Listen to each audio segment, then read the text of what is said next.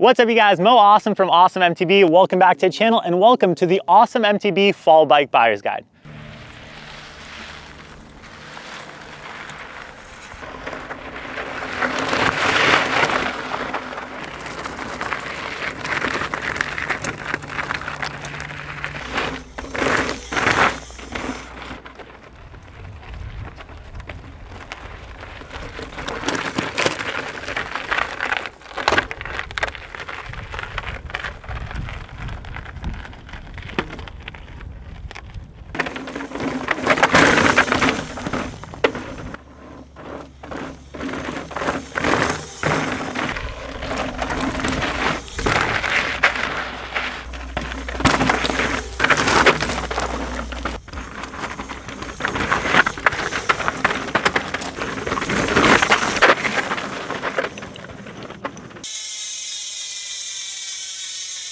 What's up you guys, Mo Awesome from Awesome MTB and welcome back to the XC portion of our Awesome MTB Fall Bike Buyer's Guide. Over the last few months, I've been testing out some of the best bikes on the market. Now in today's video, we're going to be breaking down the Rocky Mountain Element as part of our XC portion of this buyer's guide. But if XC isn't for you, we also have a full power EMTB, gravel, normal pedaling enduro bike. And if all of those aren't for you, be sure to subscribe because in 2026, we have some big plans for more shootouts. Huge thank you to you guys for the support for this series. If you guys can leave a comment if you guys do like these videos, it really does help out the channel a ton. And consider subscribing because like I said, we have big plans for 2026. I also want to give a huge thank you to the companies that made these series possible, and that is Tailwind Nutrition, Feedback Sports, Formula 100, and Pit Viper Sunglasses. Now, like I said, in today's video, we're going to be breaking down the Rocky Mountain Element, and this is probably going to be one of my favorite bikes of this series because this brand, oh man, have they been through a lot over the last year. So what is the Rocky Mountain Element? Well, this is gonna be one of the more aggressive XC race bikes in this test. Normally you have 130 millimeters of travel up front and 120 millimeters of travel in the rear with a flex stay suspension design. However, I went ahead and bumped the travel in the front down to 120 just to make it a little bit more appropriate for this test. Now, like I said, the Element is one of the more aggressive bikes in this test, and via that flip chip, you can actually put this bike in the slack setting to have a 65-degree head angle with 130 millimeter travel fork up front. Now this right here is a size extra large. I'm 6'2" for reference, and this is their C70 build. Up front, we have 120 millimeter RockShox SID. In the rear, we have a Fox Float rear shock. For the drivetrain, we have a SRAM GX transmission drivetrain. We have SRAM level brakes. We have an alloy race face turbine handlebar and stem setup up front with ODI grips. We have a Fox transfer dropper post with a WTB Silverado saddle. For wheels, the stock build came with race face alloy wheel set. However, I went ahead and upgraded these to the race face Era SL wheels.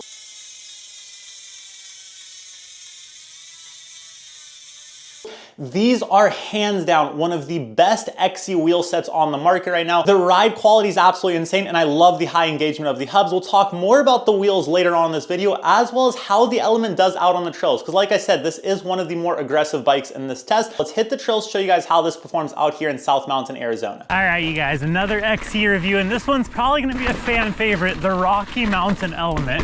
And I've gotten so many questions about this bike and I can't figure out if it's the unique Geo or the whole them almost going out of business and getting saved at the last second. Look at those Geo numbers, especially in the slack mode.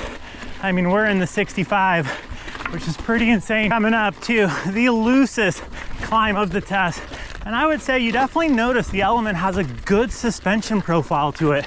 Very active over the chunk, but at the same time, it's still got that XC efficiency you want. And like I said, the head angle, very interesting. And it does take a little bit of getting used to, especially if you're used to a traditional XC bike with like a 67-degree head angle. I mean, at that point, it's almost 2 degrees slacker. But once you get used to it, I think you will appreciate that stability.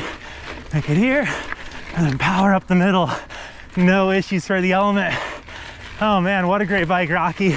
Now that we've got a little bit of downhill time, this is where that head angle and the Geo really comes into play. You can tell one of the most confident, inspiring bikes on the descents. And I don't think it's a surprise. Rocky Mountain has always been known as a company that makes really good bikes downhill. But it's clear they've shifted a lot of that focus into this XC Element. Coming into sections like this, once again, no issues for the Element. I would also say, even though the frame is so light and has a very XC feel to it, it's still very stiff. and it gives you that confidence on this tech. You look at their backyard and how insane the North Shore is. Yes, they're trying to make an XC bike, but I think they're also trying to make sure that it lasts out in the North Shore. A little bit of a bottom bracket area test, and I do think the bottom bracket a little on the lower side in comparison to the other bikes in the test, or at least that's how it feels in the position I'm in. But overall, that just helps with the stability on higher speed descents, and tech sections like this just kind of power up the middle. Still no issues. You're able to clear techy rock moves super simply. And then coming through here, this is where you really want to time your pedal strokes. And yeah, really awesome controlled feel to the element, and very confident in these more hairy sections down here. What an awesome ride. I keep telling people, and I said it a lot during this test, if you're in the market kind of for one bike, and if I can only ride one bike for the rest of my life, it would be XC. These bikes are just getting so capable, but they pedal so well. Can we make this a little bit of speed? Awesome. And don't rip the spandex. One last little awkward section, crux, kind of through here. Gotta time it right. Nice. Definitely tell, like I said, a few more pedal strikes than some other bikes in the test, but this next section, you will appreciate that stability. The high speed downhill, and the element so at home in it, even though, I mean, DC and Phoenix, Arizona, very different from each other. However, I would say at some parts they do share similar qualities, a lot of that quality just being how rugged the terrain is. And the element, once again, thrives in this desert environment. I think a lot of it has to do with that stability from the Geo, slack head angle, this overall more aggressive feel. But on top of it, I feel like Roots up in BC and Jagged Chunk in South Mountain, I mean, both are very sharp hits, and the element constantly blowing me away at how at home it feels out here. And then through this little chunky section, so stable feel, and overall that carbon construction, you can tell, very refined. I would say it's not as soft as the ASR, however, it does have a very scalpel-like feel in terms of carbon construction, while still retaining kind of that more aggressive style feel to it. Oh, time the pedal strokes. And you see these tight, twisty sections, that's where you will start to notice that head angle. It's not as responsive as some of the other bikes in this test, but on those high-speed straightaways, that's where you get that confidence. So, cool option for riders. Now coming in through here, and the ability too, because you do have those 4 different geo settings, so you could go steeper, but I figured if I'm reviewing this bike, it should be in the more slacker settings, because that's what makes this bike stand out from the competition. And man, it is handling it. Through the chunk, no issues for the element. 2025, guys, XC, what an awesome time to be a mountain biker. I love the element. Let's go talk about it. All right, so the first thing that I absolutely love about the Rocky Mountain Element is that unique Geo. Like I said, one of the more aggressive bikes in this test, and even with the 120mm fork instead of the 130, it's still about a degree slacker than most other bikes in the shootout. I was constantly blown away at how composed the Element felt, especially in the chunk, and I absolutely love that 65.5-degree head angle in the slack setting. Those chainstays I feel like are right in that sweet spot. They're not too long, not too short, that 435, and overall I felt a very well-balanced ride profile out on the trails, and I thought that the Geo did really well both in an everyday casual riding environment and if you were to race this thing. I think it's still maneuverable in and out of corners, but at the same time too, you're still able to take this thing out on the trails, ride more aggressive trails, or take it a little bit more mellow on green and blue trails, and the Element feels at home. I would say a bike that I would probably compare this to that's not in the shootout is that Specialized Epic, and if anything, I think I do prefer the Element over the Epic. Like I said, I love the Geo on here, and we're also going to move on to the next thing that I absolutely love about the Element, and that is how the suspension feels out on the trails. I do think the Rocky Element suspension platform does amazing under braking. Now that's not going to be a surprise considering where Rocky Mountain is, especially up in BC. You have a ton of roots, they're normally wet most of the year, and traction is a priority up there. And I definitely thought for it being an XC bike, only having 120mm of travel and being an XC flex day option, I was blown away at how much traction I had under braking and also how much traction I had in the chunk. I felt like it had a very composed feeling to it. Now moving on to the next thing I love about the Rocky Mountain Element, and that is the frame stiffness. I definitely thought thought it was one of the stiffer frames out of the test. I was blown away that for a flex day option bike, there is a ton of precision there, and I do think that both bigger riders as well as riders that might be riding a little bit more aggressive terrain will appreciate the overall stiffness of the element.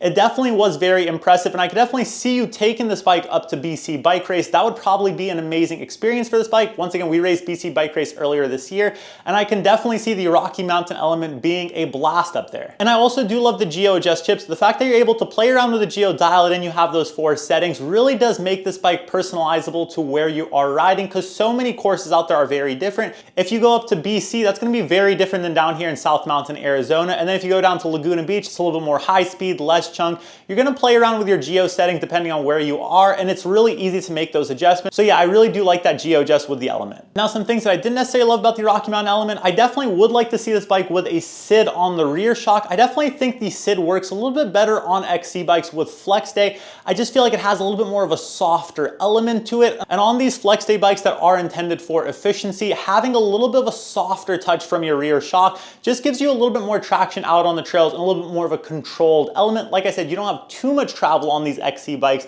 And yeah, I think the SID might edge out the Fox Float rear shock. Now, another thing that I absolutely loved about the Rocky Mountain element, and this was an upgrade that I put on here, and those are the Race Face Era SL wheels. I think those are going to be some of the most versatile XC wheels on the market. Are they the lightest? No, but they still are insanely light, and given how durable they are out on the trails and that high engaging vault rear hub, these things have been an absolute game changer on the element, and I could definitely see myself transferring these wheels to so many bikes down the line.